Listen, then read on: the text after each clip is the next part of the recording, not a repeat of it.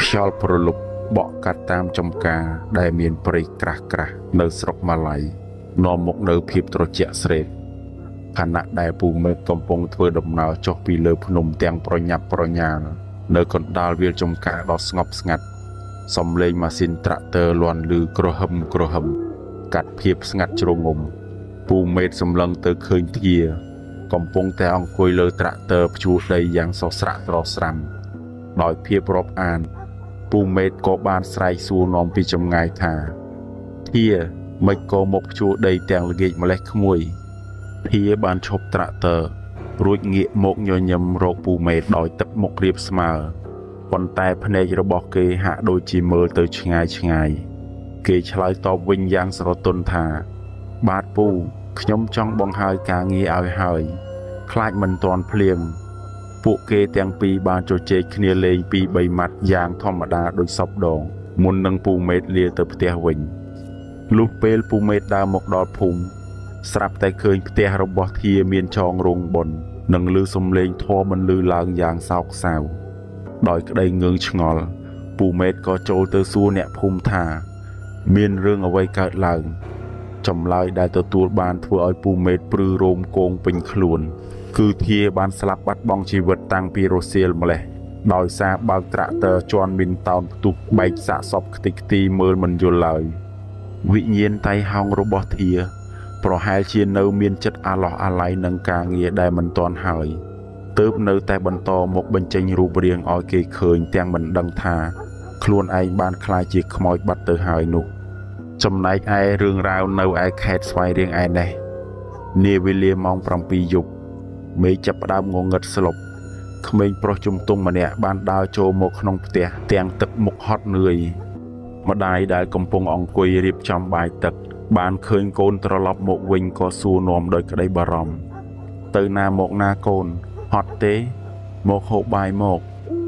ក្មេងប្រុសនោះមិននិយាយអ្វីច្រើនទេគេគ្រាន់តែងក់ក្បាលរួចដើរចូលទៅក្នុងផ្ទះបាយទាំងស្ងាត់ស្ងៀមម្ដាយអង្គុយរងចាំកូនចេញមកហូបបាយជាមួយគ្នាប៉ុន្តែបាត់យូរពេកមិនឃើញត្រឡប់មកវិញគាត់ក៏ដើរចូលទៅមើលក្នុងផ្ទះបាយស្រាប់តែឃើញភាពទទេស្អាតគ្មានស្រមោលមនុស្សឡើយបង្អួចផ្ទះបាយក៏នៅបិទជិតឈឹងខណៈដែលគាត់កំពុងងឿងឆ្ងល់ស្រាប់តែនៅម៉ោង 8 យប់ទូរស័ព្ទរបស់គាត់បានរោឡើងសំឡេងពីខាងសមត្ថកិច្ចបានជម្រាបប្រាប់ថាកូនប្រុសរបស់គាត់បានជួបគ្រោះថ្នាក់ចរាចរណ៍ស្លាប់បាត់បង់ជីវិតតាំងពីម៉ោង 5 ល្ងាចមកម្លេះដោយសារសភាពសាកសពរងគ្រោះធ្ងន់ធ្ងរពេកបាត់បង់អត្តសញ្ញាណទើបប៉ូលីសចំណាយពេលយូរក្នុងការតាក់ទងមកសាច់ញាតិម្ដាយម្នាក់នេះស្ទើរតែប្រកាច់ដួលព្រោះកូនប្រុសដែលគាត់ទើបតែនិយាយរកកាលពី1 ម៉ោងមុននោះគឺជាវិញ្ញាណដែលត្រឡប់មកផ្ទះទាំងភាពស្ដីឃ្លាននិងមិនដឹងឡើយថាជីវិតរបស់ខ្លួនត្រូវបានកាត់ផ្ដាច់នៅលើដងផ្លូវបាត់ទៅហើយនៅឯស្រុកជាំខ្សានឯនេះវិញត្រូវបានគ្របដណ្ដប់ដោយភាពត្រជាក់នៃដំណក់ទឹកភ្លៀងដែលទើបតែរាំង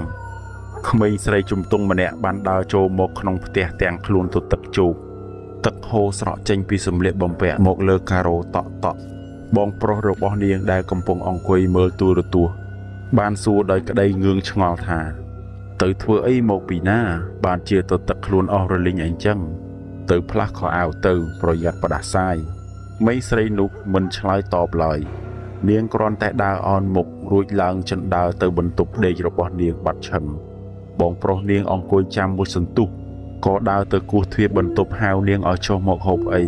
ប៉ុន្តែគ្មានការឆ្លើយតបទោះបីគាត់ព្យាយាមបើកទ្វារមើលក៏ឃើញបន្ទប់នោះទទេស្អាតរំពេចនោះសំឡេងឆោឡោបានលាន់ឮឡើងពីមាត់ត្រពាំងក្បែរភូមិអ្នកភូមិបានរត់មកប្រាប់ដំណឹងទាំងស្លន់ស្លោថាប្អូនស្រីរបស់គាត់បានលង់ទឹកស្លាប់បាត់ទៅហើយសាកសពទើបតែត្រូវបានស្រង់ឡើងបងប្រុសរូបនេះស្ទើរតែមិនជឿនឹងត្រចៀក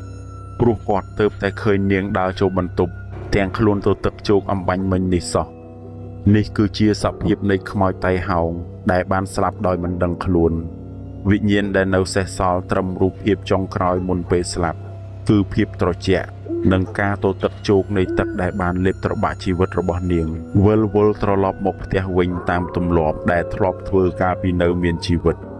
រឿងរ៉ាវទាំង3ខាងលើនេះ បានបង្ហាញឲ្យយើងឃើញយ៉ាងច្បាស់ថាខ្មោចតៃហោងគឺជាវិញ្ញាណដែលជាប់គាំងនៅចន្លោះអាណាចក្រនៃអ្នករស់និងអាណាចក្រនៃអ្នកស្លាប់ដោយសារតែខ្សែជីវិតរបស់ពួកគេត្រូវបានកាត់ផ្តាច់យ៉ាងគំហុកនិងអយុត្តិធម៌បំផុតភាពគួរឲ្យខ្លាចបំផុតនៃវិញ្ញាណប្រភេទនេះមិនមែនស្ថិតនៅលើរូបរាងដែលបំបៅបន្លាចនោះទេប៉ុន្តែគឺស្ថិតនៅលើភាពសេញចឹងរំពឹងនិងការមមីដែលពួកគេមិនដឹងថាខ្លួនឯងបានលាចាកលោកនេះទៅហើយពួកគេនៅតែបន្តវិលវល់ក្នុងសកម្មភាពដដែលដូចជាការត្រឡប់មកផ្ទះវិញដើម្បីរកអាហារហូបទៅកន្លែងធ្វើការដែលធ្លាប់ទៅឬត្រឡប់ទៅរកបន្ទប់ដេកដែលធ្លាប់សម្រាកទាំងដែលរាងកាយសាច់ឈាមរបស់គេត្រូវបានកប់ក្នុងដីឬបូជាផេះផង់ទៅហើយក្តីវិញ្ញាណតៃហោងទាំងនេះហាក់ដូចជាកំពុងជាប់ក្នុងសុបិនដ៏វែងអន្លាយមួយដែលមានតែភាពត្រជាក់ស្រេបនិងភាពអាឡោះអាល័យជាមិត្តភក្តិពួកគេបង្ហាញខ្លួនក្នុងសភាពជានិមិត្តរូបនៃទុក្ខវេទនាចុងក្រោយដូចជាខ្លួនទៅទឹកជោកដោយសារលង់ទឹកឬរូបរាងដែលមានស្លាកស្លាមនៃគ្រោះថ្នាក់ដើម្បីជាការដាស់តឿនដល់អ្នកនៅរស់ឲ្យដឹងពីវត្តមានដ៏សោកសៅរបស់ពួកគេដរាបណាវិញ្ញាណទាំងនោះមិនទាន់ត្រូវបានធ្វើកិច្ចរំដោះឬសូត្រធម៌បញ្ជូនមគ្គផលឲ្យដឹងខ្លួនថាត្រូវចាកចេញពួកគេនឹងនៅតែបន្តដើរក្នុងភាពងងឹតសូន្យឈឹងនៃវដ្តសង្សារក្នុងនាមជាអ្នកដំណើរដែលវង្វេងផ្លូវនិងជាស្រមោលអតីតកាលដែលមិនព្រមរលាយបាត់ទៅតាមពេលវេលានោះឡើយ។